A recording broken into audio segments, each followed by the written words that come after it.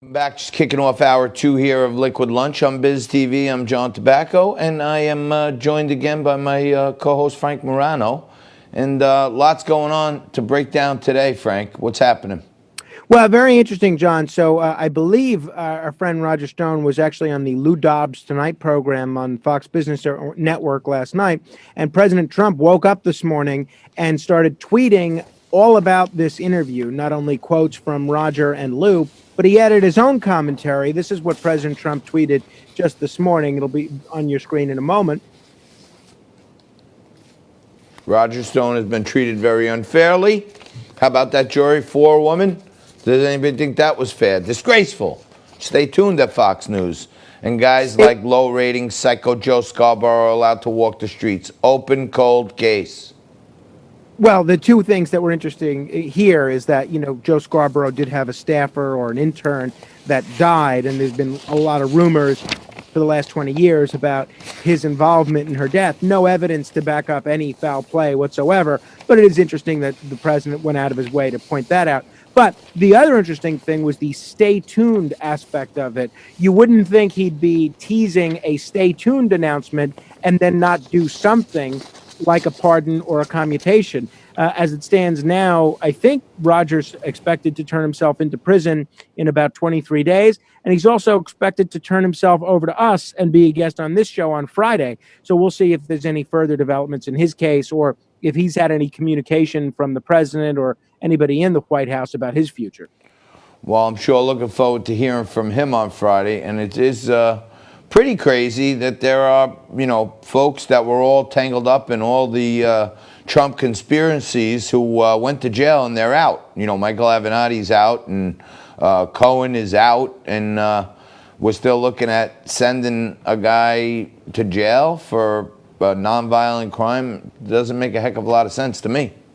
Me neither. Hopefully, this conviction will either be overturned on appeal or the president will pardon him. That's just speaking from my perspective. The other thing, John, that I want to call everybody's attention to, I don't know if you had a chance to read it, but there was actually a brilliant article this past Sunday in the New York Times by Ben Smith taking a critical look at the reporting of Ronan Farrow. I saw that. Ronan Farrow is somebody who has been celebrated for basically as the guy that started the Me Too movement. He's been given a beautiful book deal. He's gotten a Pulitzer, I believe. Ben Smith actually takes a look at Ronan Farrow's reporting. And it's a fascinating article. I've just linked to it on my Twitter if people want to read it, at Frank Morano.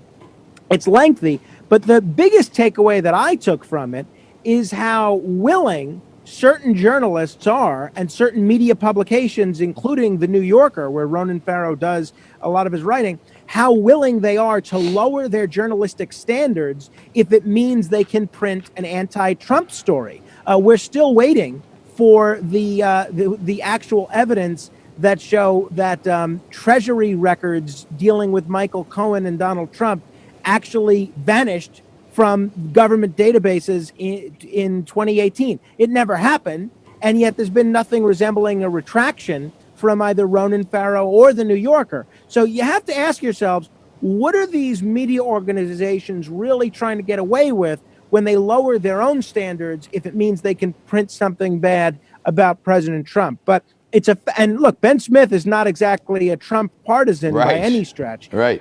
But it's a great piece of media criticism. I wish every media outlet would have a media critic on their staff like a Ben Smith. Yeah, I thought it was a good article, and I thought, the closing piece was probably the best line. He said, we're in a time where journalistic standards are being thrown out the window for sensationalism. And not that I agree with Matt Lauer, but Matt Lauer was even tweeting about it. But we'll take a quick break. We're going to come back right after this. Frankie and I are going to be joined right here by Casey McConnell.